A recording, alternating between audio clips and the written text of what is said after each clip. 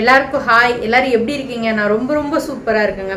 இன்னைக்கு நம்மளோட weight loss சேலஞ்சோட டே 3 days சேர்த்து தான் நம்ம இன்னைக்கு பார்க்க போகிறோம். ஓகேங்களா? So 45, 46 and 47. ஸோ இந்த 3 டேஸ் வந்து நான் என்ன மாதிரி ஃபுட்லாம் வந்து எடுத்துக்கிட்டேன், ஸோ இந்த வீக்கெண்ட் வந்து நான் என்ன மாதிரி ஸ்பெண்ட் பண்ணேன் அப்படின்றத வந்து இன்னைக்கு வீடியோவில் நீங்கள் ஃபுல்லாக பார்க்க போகிறீங்க.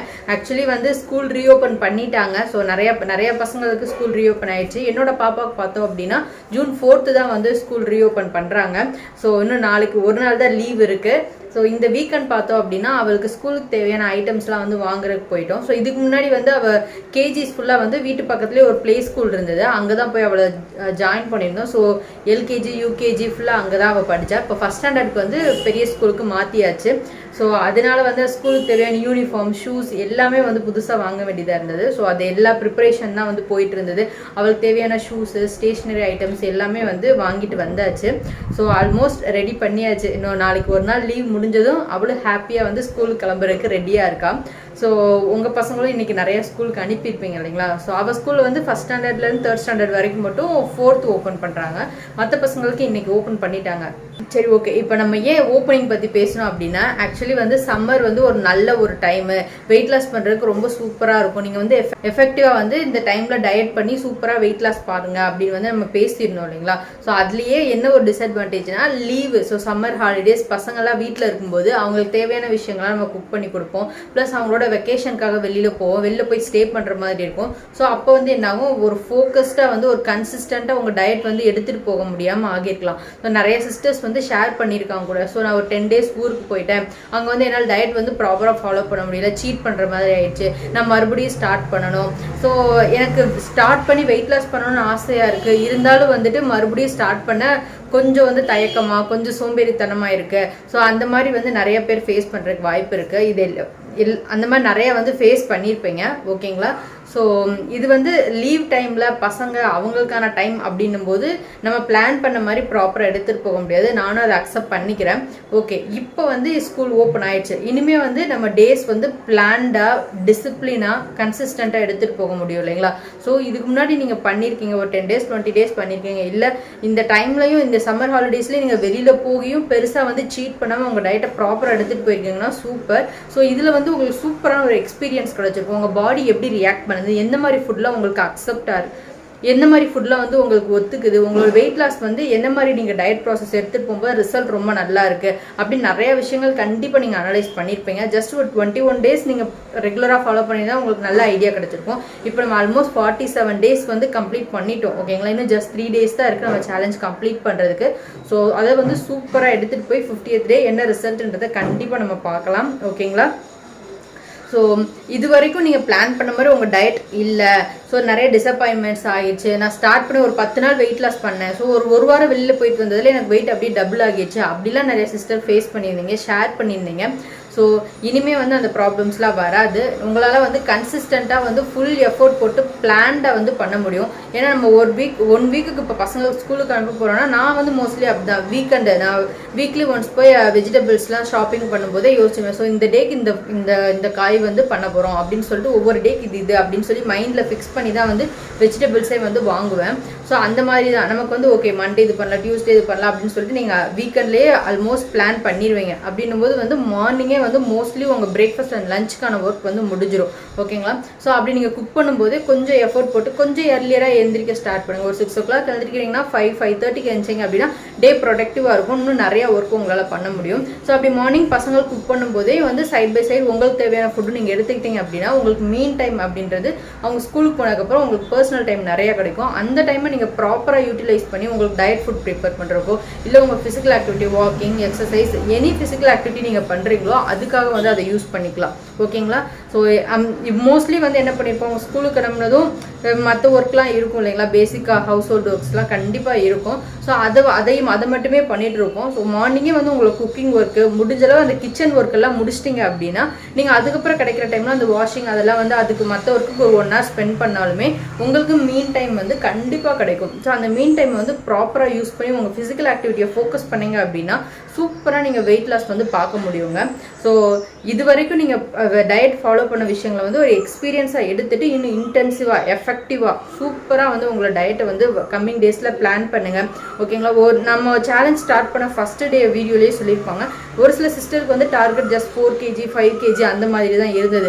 அவங்க வந்து மேக்ஸிமம் இந்த சேலஞ்சிலேயே வந்து ரீச் பண்ணிடுவாங்க. ஆனால் ஒரு சிலருக்கு வந்து 20 kg ஐடியல் வெயிட் ரீச் பண்ணுறதுக்கு ஒரு 20 kg 25 kg கம்மி பண்ண வேண்டியதாக இருந்தது. ஸோ அவங்களுக்குலாம் வந்து இது வந்து ஜஸ்ட் ஒரு எக்ஸ்பீரியன்ஸ், ஒரு பேஸ் தான். ஸோ நீங்கள் அந்த ஒரு 20 kg கம்மி பண்ணணும், அது வீட்டில் இருந்தே எஃபெக்டிவான வேலை நல்லா சாப்பிட்டு நீங்கள் வெயிட் லாஸ் பண்ணணும்னு நினச்சிங்க அப்படின்னா அந்த 20 kg கம்மி பண்ணுறதுக்கு வந்து ஒரு 5 to 6 months தாராளமாக எடுக்கும்.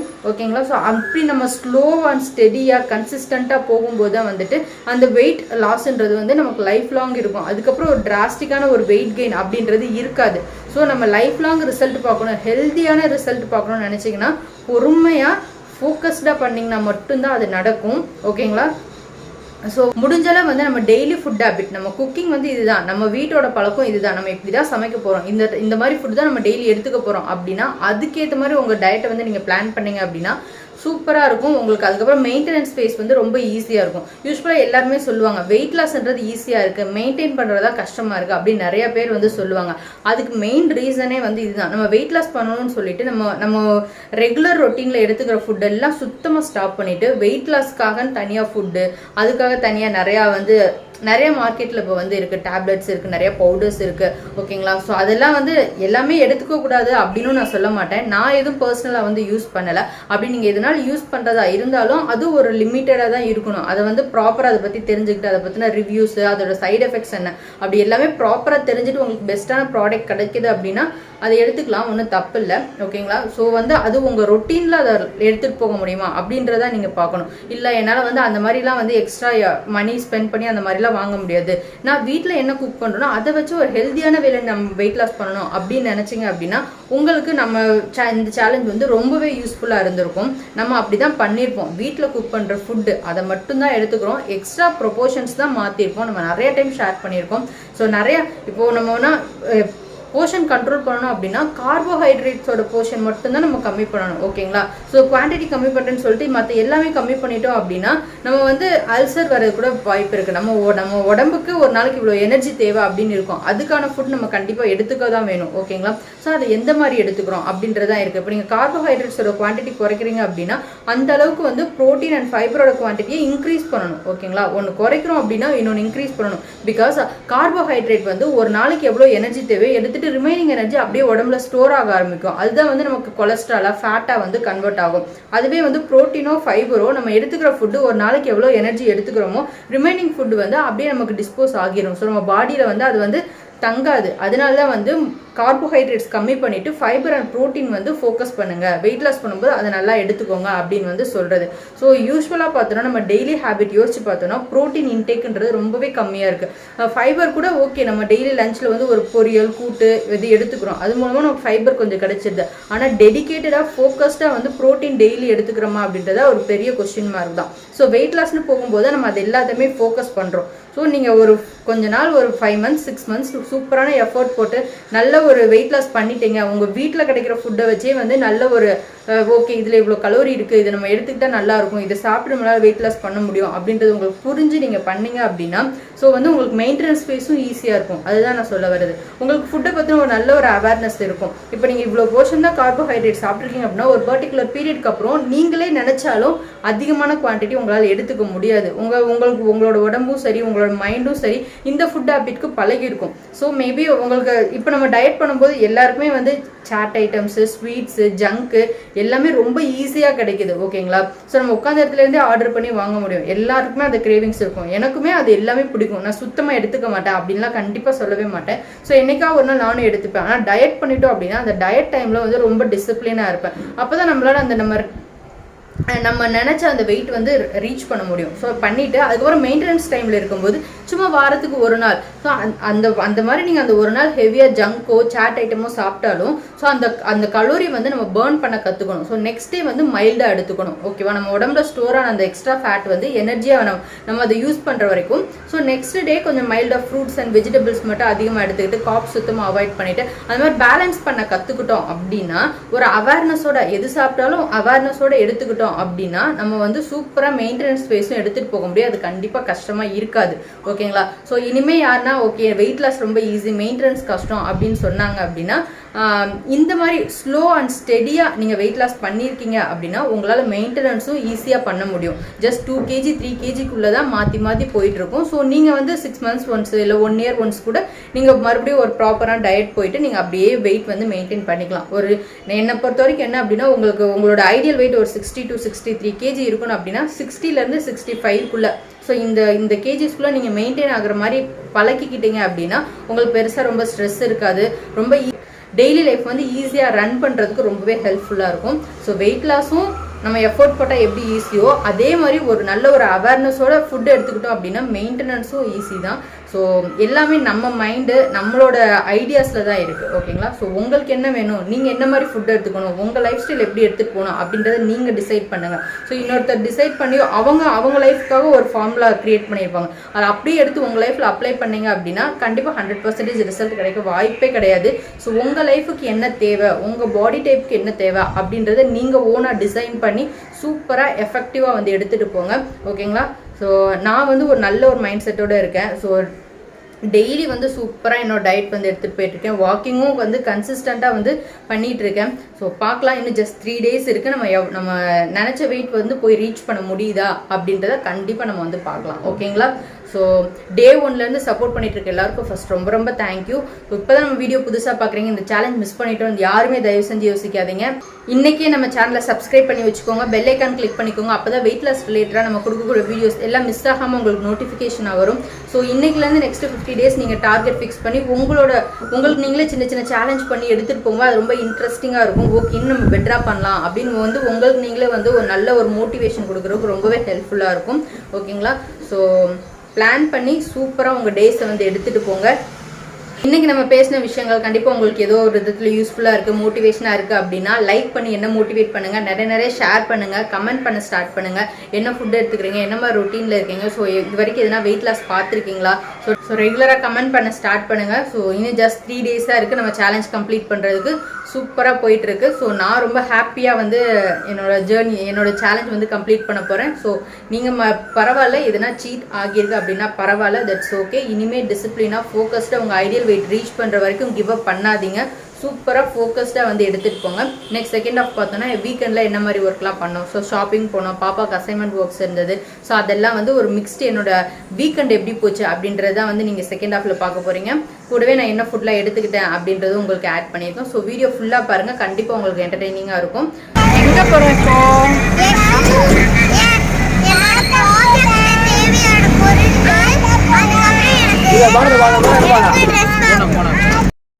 பாப்பாக்கு ஸ்கூல் ஓப்பன் பண்ண போகிறாங்கல்ல, ஸோ அவளுக்கு வந்து ஷூ சாக்ஸ்லாம் வாங்க வேண்டியது இருந்தது. போய் பர்ச்சேஸ் பண்ணிவிட்டு அப்புறம் ஹாலிடே அசைன்மெண்ட் கொடுத்துருந்தாங்க, அதுக்கு ஒரு சில ஐட்டம்ஸு ஸ்டேஷ்னரி ஐட்டம்ஸ்லாம் வாங்க வேண்டியது இருந்தது.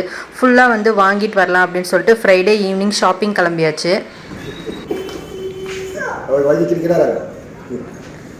ஷூ டைப்ஸும் கொடுத்துருக்காங்க பாப்பாவுக்கு.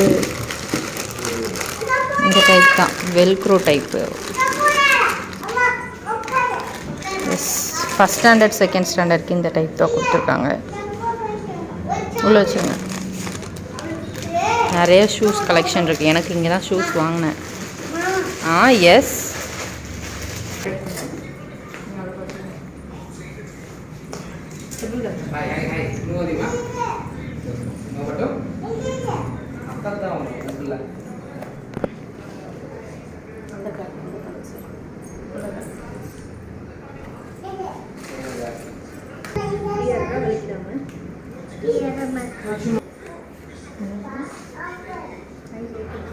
கால் கரெக்டாக இருக்குது. ஒரு நடந்து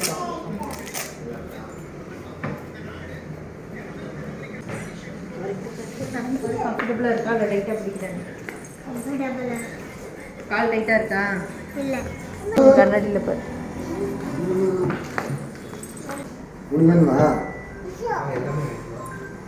ஓகேவா? அக்காக்கு ஷூ வாங்குற பார்த்துட்டு அவளும் போய் செப்பல் எடுத்துகிட்டு வந்து எனக்கு இதுதான் வேணும் அப்படின்னு அவள் போட்டிருந்த செப்பலை அவளே ரிமூவ் பண்ணிவிட்டு எனக்கு இதுதான் வேணும் அப்படின்னு க்யூட்டாக அடம் பண்ணிட்டு இருந்தா பாருங்க.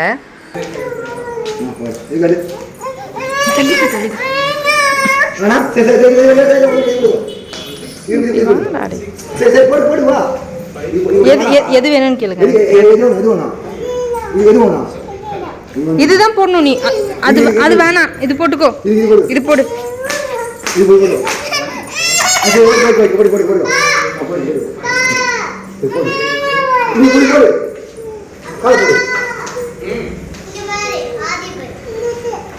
அண்ணா இந்த காலுக்கு இதை போடணும், இதை போடணும், இதை போடணும்.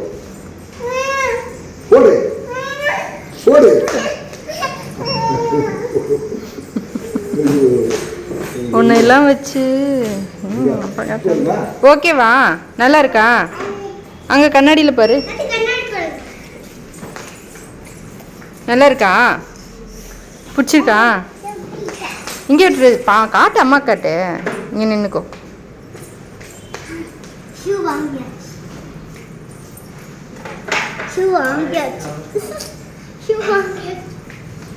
ஷாப்பிங் முடிஞ்சது, வா வீட்டுக்கு போகலான்னு சொன்னால் குட்டி பாப்பா இல்லை வேணாம் அப்படின்னு சொல்லிட்டு ப்ளே ஏரியா போகலாமான்னு கேட்டால் ஓகே அப்படின்னு முதல்ல ஓடிட்டா. போட்டுக்கோ ஆதி, போகலாம், வீட்டுக்கு போகலாமா? வீட்டுக்கு போகலாம். இங்கே இருந்து என்ன பண்ண போகிற?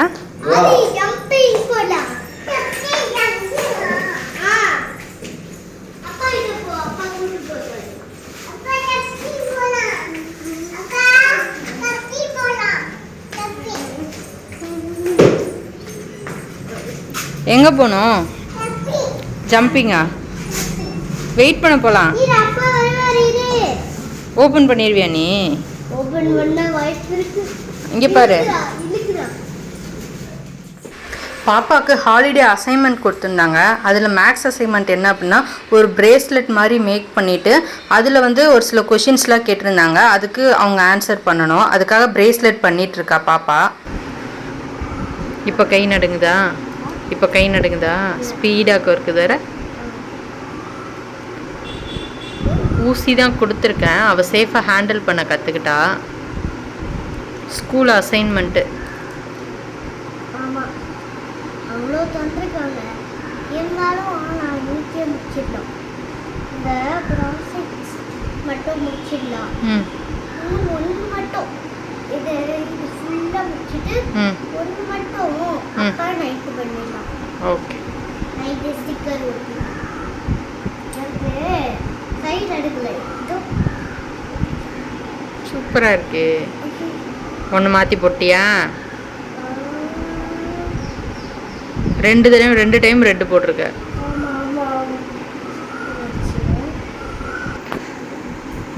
கான்சன்ட்ரேஷன் அண்ட் ஸ்கில் பர்பஸ்க்காக தான்.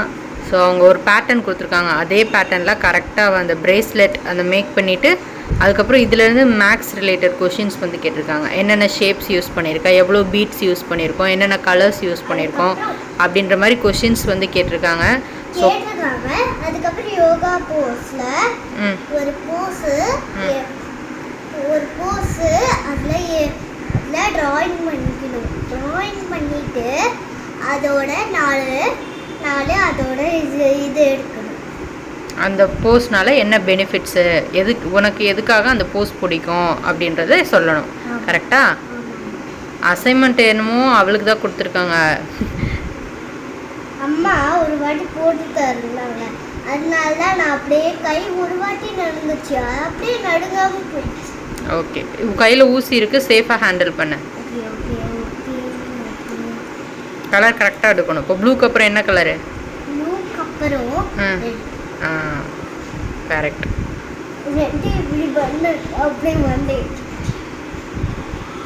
சரி, ஓகே, நாங்கள் ஃபுல்லாக ஃபினிஷ் பண்ணிவிட்டு ஓவரால் அவுட்புட் காட்டுறோம். அப்புறம் அசைன்மெண்ட் ஃபுல்லாக கம்ப்ளீட் பண்ணிவிட்டு உங்ககிட்ட காட்டுறோம். ஓகே, பாப்பா மட்டும்தான் கிறுக்குனால நீ கிறுக்கலையா? ரெண்டு பேருமே பயங்கரமாக கிறுக்க ஆரம்பிச்சிட்டாங்க. சரி, ஓகே, ஸ்டார்ட் பண்ணதுக்கப்புறம் நம்மளால் ஸ்டாப் பண்ண முடியல. அதனால் இன்னும் அவள் கொஞ்சம் வளர்கிற வரைக்கும் அதை அப்படியே வச்சுட்டு அதுக்கப்புறம் ஒயிட் வாஷ் பண்ணிக்கலாம் அப்படின்னு சொல்லிட்டு விட்டாச்சு. இன்னும் ஒரு 6 months போச்சுன்னா அவ்வளோ புரிஞ்சுப்பா. அதுக்கப்புறமா ஃபுல்லாக க்ளீன் பண்ணி ஒயிட் வாஷ் பண்ணணும். புரிஞ்சுப்பா. நீ தான் சொல்லி கொடுக்கணும், நீயும் போய் எழுதக்கூடாது. ஓகேவா? ஸ்லோவாக பேச. அவள் தூங்கிட்டு இருக்கா, அந்த கேப்பில் பண்ணிகிட்ருக்கோம். எழுந்தானா கண்டிப்பாக ஃபுல்லாத்தையும் களைச்சி போட்டுருவா. சைலண்ட், பேசக்கூடாது. ஓகே,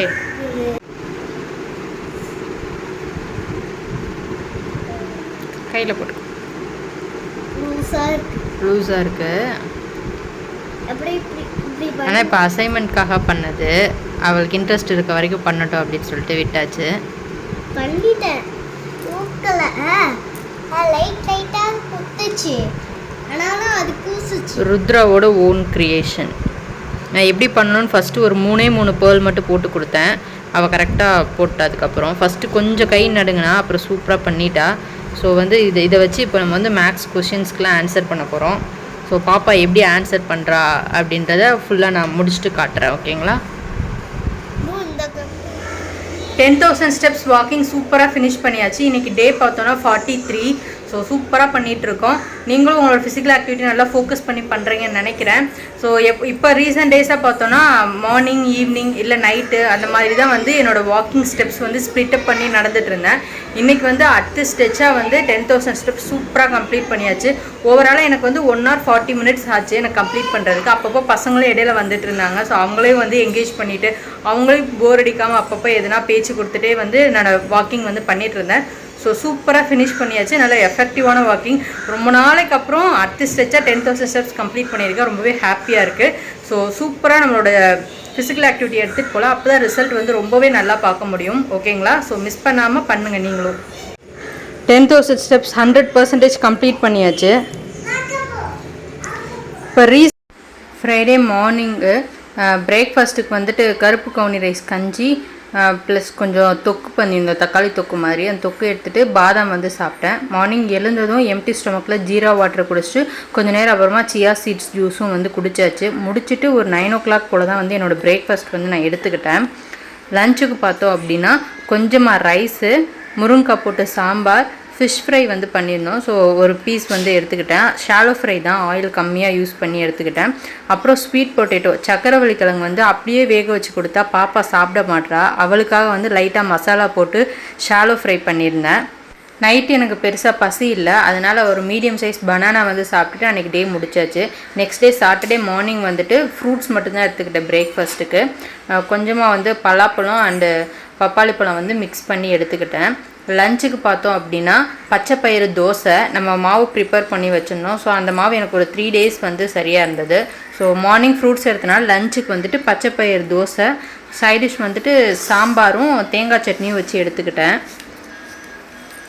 டின்னருக்கு வந்துட்டு கருப்பு கவுனி ரைஸ் கூழ் தான் வந்து எடுத்துக்கிட்டேன். நிறைய தயிர் போட்டு கூழ் எடுத்துகிட்டு அதுக்கு சைடிஷ் வந்து மாங்காய் தொக்கு தான். ஸோ இந்த சம்மர் டைமில் தான் நமக்கு மாங்காய் மாம்பழம்லாம் கிடைக்குன்றனால அப்பப்போ அதுவும் கொஞ்சம் எடுத்துக்கிறது தான். நெக்ஸ்ட்டு சண்டே மார்னிங் வந்து பொங்கல் பண்ணியிருந்தோம். Pongal chicken gravy. ஸோ சூப்பராக வந்துட்டு பொங்கல் வந்து சாப்பிட்டாச்சு. ரொம்ப கம்மியாக தான் எடுத்துக்கிட்டேன், நிறைய சிக்கன் பீஸ் வச்சு எடுத்துக்கிட்டேன். லஞ்சுக்கு வந்துட்டு ரைஸ், சிக்கன் குழம்பு, ரசம் தான். நைட் ஃப்ரூட்ஸ் எடுத்துக்கிட்டேன்.